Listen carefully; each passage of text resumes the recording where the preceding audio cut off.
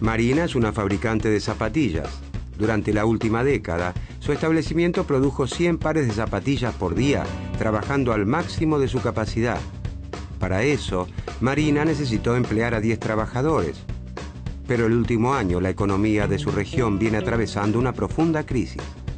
El desempleo aumenta y las familias destinan sus ingresos a los gastos imprescindibles.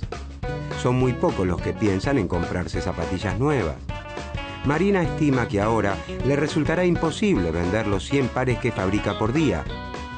Por eso, en lugar de trabajar con su fábrica al tope, decide contratar a la mitad de sus empleados y producir solo 50 pares diarios. Aunque los salarios de los trabajadores bajen, Marina no contratará a más trabajadores porque está convencida de que ya no encontrará interesados que puedan comprarle 100 pares de zapatillas todos los días. Como los empresarios de la región tienen las mismas expectativas que ella, todos dejarán trabajadores en la calle, lo que agravará el desempleo.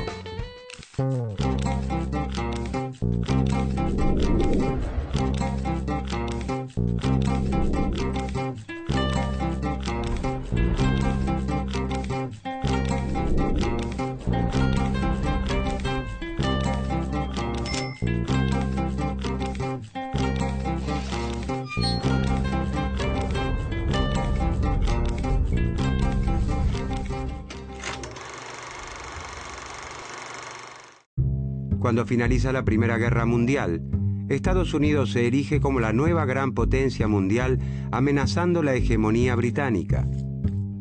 Con sus fábricas trabajando al tope, el clima de euforia contagia a los norteamericanos y los convence de que ese crecimiento será imparable. Estamos en los felices años 20, en los años locos. Este optimismo desenfrenado empuja a gran parte de la población de los Estados Unidos a comprar acciones en la bolsa. Hacia fines de la década del 20, grandes y pequeños ahorristas adquieren gran parte de las empresas convencidos de que ganarán mucho dinero gracias a ese fabuloso crecimiento que se da por descontado. Como muchos eligen ahorrar en acciones, su precio y con él el valor de las empresas crece enormemente. Todo marcha bien hasta que surgen preocupantes señales de que esta ola de optimismo ha llevado a las empresas a producir muy por encima de las cantidades demandadas, exceso que las obliga a detener la producción, acumular stock de mercaderías y expulsar mano de obra. Esto hace que el valor de las empresas caiga a pique y empobrezca a todos los que habían elegido ahorrar en acciones. El 29 de octubre de 1929 pasa a la historia como el Jueves Negro. Ese día se produce el famoso crack en la Bolsa de Nueva York. Esta quiebra financiera tiene un impacto notable. La crisis arrastra a todos los sectores económicos y lleva a la ruina a numerosos bancos. En poco tiempo, millones de hombres y mujeres pierden sus trabajos, sus ahorros y, en ocasiones, sus viviendas. En virtud del peso que había adquirido Estados Unidos en la economía mundial, la crisis se generaliza. La producción y el comercio de Occidente se contraen. Las fuerzas del mercado son insuficientes para actuar libremente, acomodar los desajustes y restablecer el equilibrio. Los países industrializados imponen barreras proteccionistas y reducen el precio de las materias primas y los productos agrícolas, lo que afecta especialmente a los países exportadores como la Argentina. Las ganancias capitalistas se reducen y los trabajadores pasan a vivir en la miseria. Las profecías marxistas parecen cumplirse. El capitalismo muestra su gran debilidad al tiempo que la Unión Soviética desarrolla un sistema colectivista fuertemente aislado y logra sortear la crisis mundial sin grandes contratiempos. El fantasma del comunismo genera un gran temor en los países industrializados. Empeñados en salvar al sistema capitalista, un grupo de economistas proponen abandonar los viejos preceptos dominantes y adoptar una nueva receta. A la cabeza de ese grupo se encuentra John Maynard Keynes.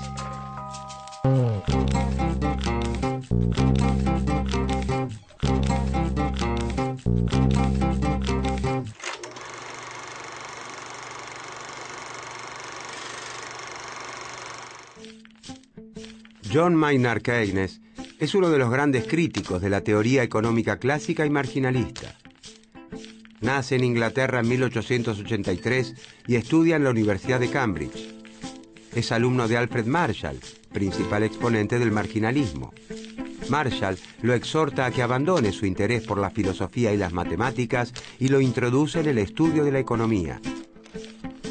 Como funcionario de Hacienda del Reino Unido, Keynes se ocupa en 1915 del estudio de las indemnizaciones que debe pagar la derrotada Alemania al concluir la Primera Guerra Mundial. Renuncia a su cargo porque entiende que la humillación impuesta al pueblo alemán en el Tratado de Versalles plantará la semilla de un nuevo conflicto bélico. A pesar de formarse con los grandes profesores marginalistas de su tiempo, Keynes se aleja de las ideas dominantes para explicar la recesión y el desempleo prolongado de su tiempo.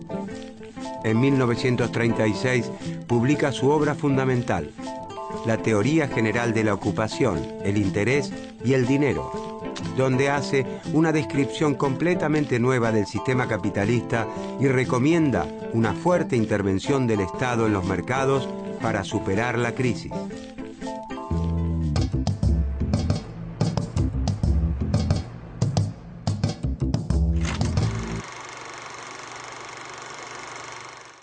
Según el razonamiento marginalista, el desempleo puede ser voluntario o involuntario. Es involuntario, o no deseado, por dificultades momentáneas de la economía, por el tiempo que demoran los trabajadores en encontrar un nuevo empleo, o por el tiempo que necesitan los jóvenes para acceder a su primer empleo.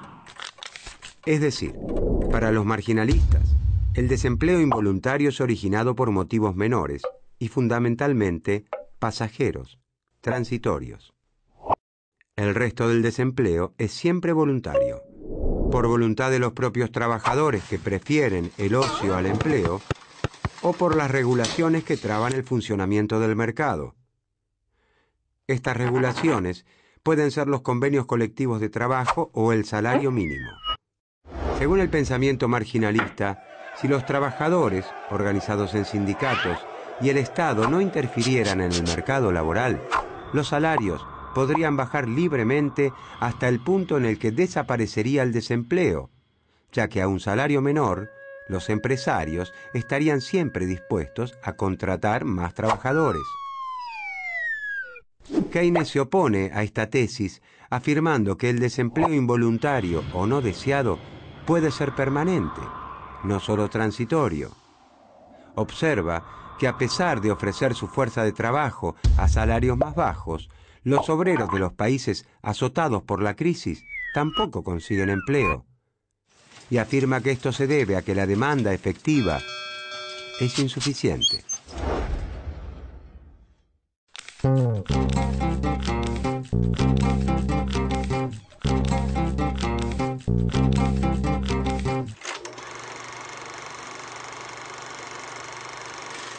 Para el pensamiento marginalista, el motor que da movimiento al sistema se encuentra en la oferta de bienes de la economía, en la producción que se realiza en las fábricas.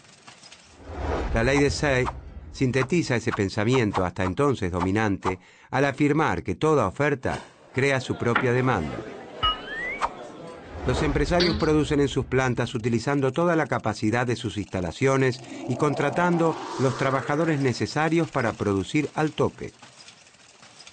Los marginalistas aseguran que esta oferta total de bienes está creando también la demanda, y esto funcionaría así. Como consecuencia de la actividad productiva, los trabajadores reciben salarios, los propietarios de la tierra reciben la renta y los capitalistas obtienen beneficios. Con estos ingresos, las familias de trabajadores, terratenientes y capitalistas compran bienes, es decir, generan una demanda para la economía.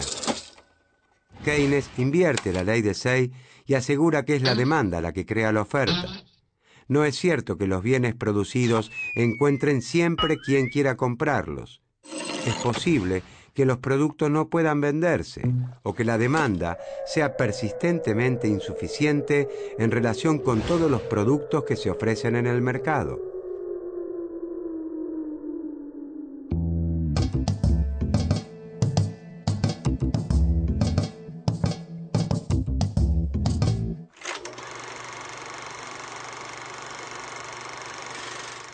La demanda de bienes que se realiza en un país tiene dos motivos: el consumo y la inversión. El consumo depende del ingreso de las familias, los salarios de los trabajadores, los beneficios de los empresarios y las rentas de los propietarios de la tierra. Cuanto más altos sean los ingresos de trabajadores, empresarios y propietarios, cuanto más dinero tengan en sus bolsillos, mayor será su consumo. Pero el conjunto de todas las familias no gasta todo su ingreso en consumo.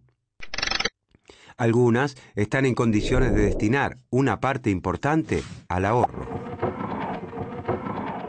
La proporción del ingreso que el total de las familias destina al consumo se llama propensión a consumir.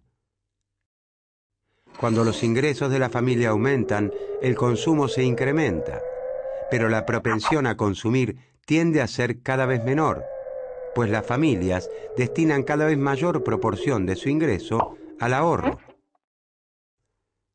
En las sociedades en las que la distribución del ingreso es muy desigual, la propensión al consumo es menor que en las sociedades igualitarias, porque la mayor parte de la riqueza se concentra en las clases privilegiadas, que destinan al consumo una parte menor que las clases postergadas.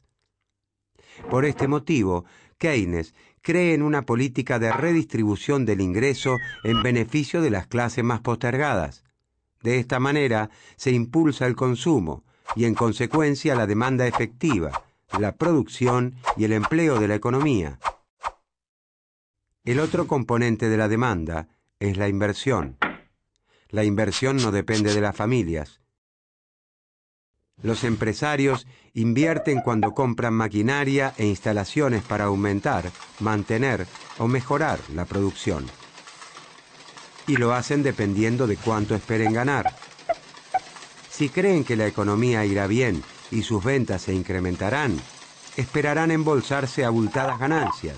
Por lo tanto, aumentarán su capacidad productiva demandando bienes de inversión y contratando mano de obra.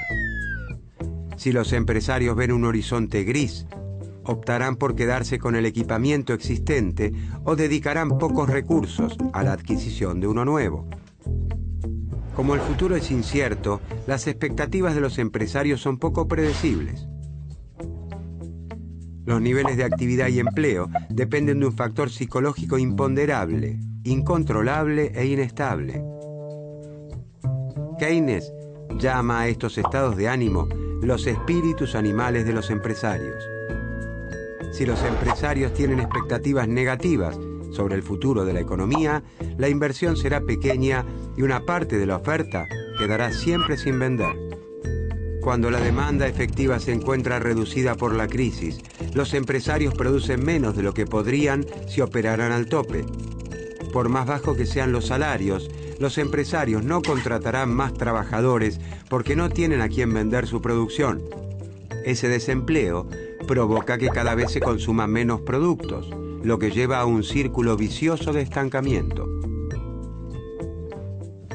Para Keynes, si el Estado no interviene apuntalando la demanda efectiva, el mercado, por sí solo y espontáneamente, no podrá retornar a su equilibrio y profundizará el estancamiento. Si bien el interés del empresario individual es reducir al máximo los salarios de sus trabajadores, el sistema capitalista en su conjunto necesita que los trabajadores reciban buenos salarios para que puedan consumir y generar demanda. Entonces, la clave para Keynes está en la demanda efectiva, la cantidad de bienes y servicios que los consumidores realmente adquieren en el mercado en un tiempo determinado y a un precio dado.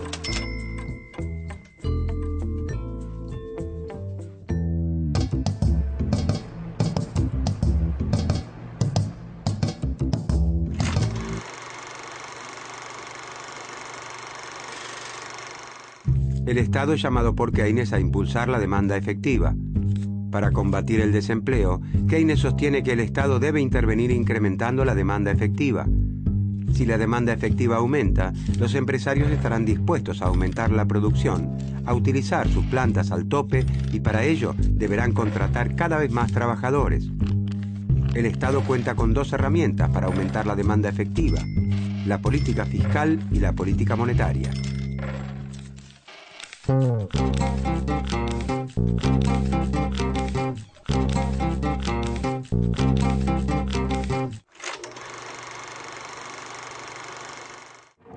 política fiscal se traduce en el manejo del gasto público y de los impuestos.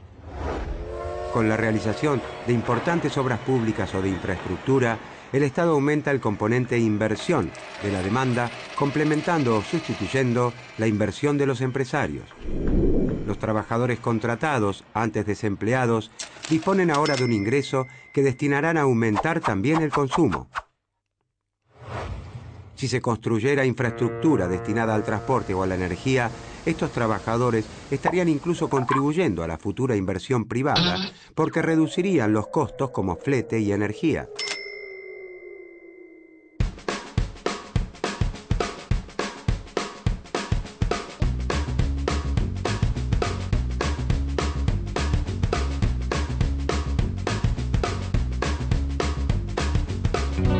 El Estado interviene otorgando una asignación a las familias de los trabajadores desempleados y lanzando una serie de obras públicas que emplean a muchos trabajadores. En poco tiempo, las familias ven incrementados sus ingresos y junto con ello crece también el consumo. Marina comienza a recibir más pedidos de sus distribuidores. Pronto volverá a contratar a los 5 trabajadores despedidos y a producir 100 pares por día. Su ingreso se incrementa y vuelve a destinar una parte importante al ahorro. Marina cree que la demanda crecerá mucho en el futuro. Por eso, debe ahora decidir si destinará ese dinero disponible a modernizar su planta para incrementar la producción o si le conviene conservarlo en el banco como inversión especulativa.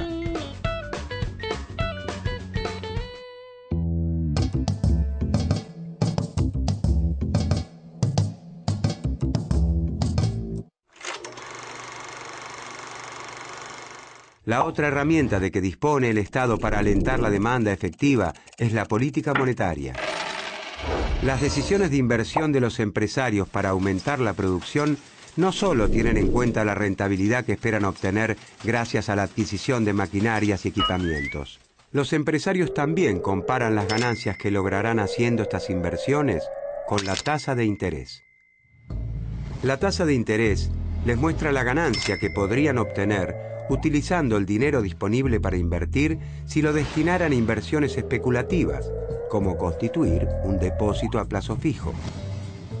Además, la tasa de interés les muestra a los empresarios el precio que deben pagar al banco para que les otorguen un préstamo destinado a equipar o modernizar su capacidad productiva. Keynes dice que la tasa de interés tiende a permanecer en un nivel demasiado elevado, compitiendo y atentando contra la inversión productiva, y que ese nivel elevado se debe a la preferencia por la liquidez, la preferencia de los inversores por disponer de todos sus ahorros en efectivo en lugar de realizar inversiones productivas. Este comportamiento, según Keynes, se fundamenta en la incertidumbre que existe en la economía. Entonces, para convencer a los inversores para que realicen plazos fijos, los bancos incrementan la tasa de interés y desalientan, por otro lado, la inversión productiva. Para alentar la reducción de la tasa de interés, incrementar la inversión productiva y con ella la demanda efectiva y el empleo, Keynes propone que el Estado instrumente una política monetaria expansiva.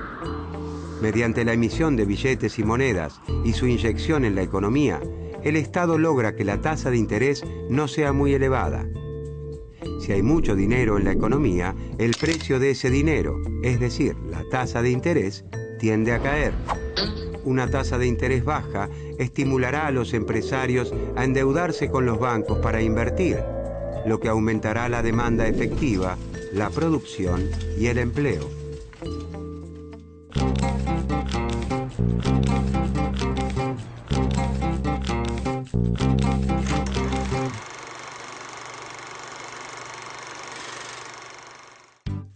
La defensa de Keynes de la política monetaria y fiscal y el nuevo rol del Estado son rápidamente aceptados en los ambientes académicos y políticos de los países centrales.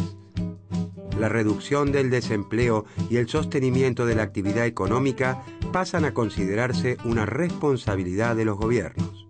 Antes de la aparición de la obra fundamental de Keynes, el presidente estadounidense Franklin Roosevelt ya había instrumentado un pacto social llamado New Deal, caracterizado por una fuerte intervención estatal en la economía y la implementación de políticas sociales activas.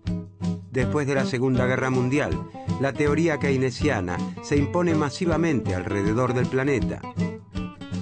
El temor a que el comunismo se extienda lleva a los gobiernos de los países centrales a adoptar políticas keynesianas que mejoran la calidad de vida de los habitantes.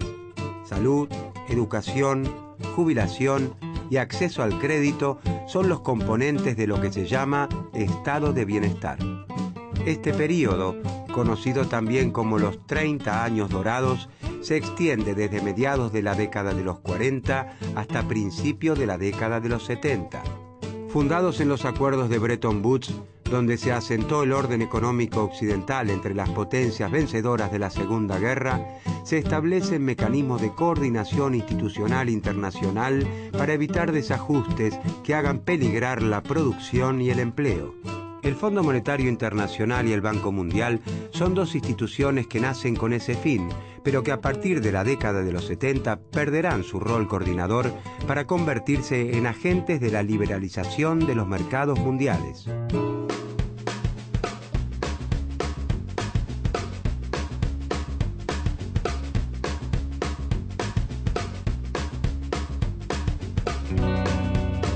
Lograda una primera reactivación productiva con el incremento del gasto público, el Estado decide ahora instrumentar una política monetaria expansiva.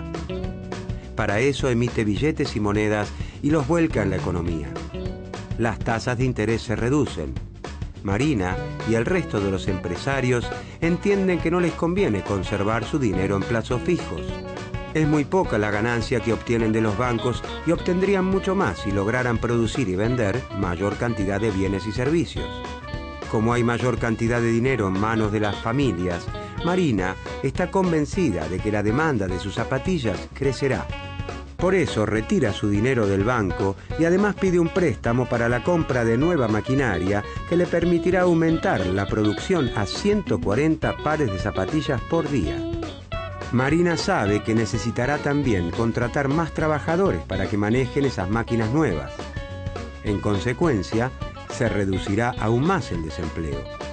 Las decisiones de política fiscal y monetaria del Estado, basadas en el pensamiento de Keynes, surten el efecto deseado.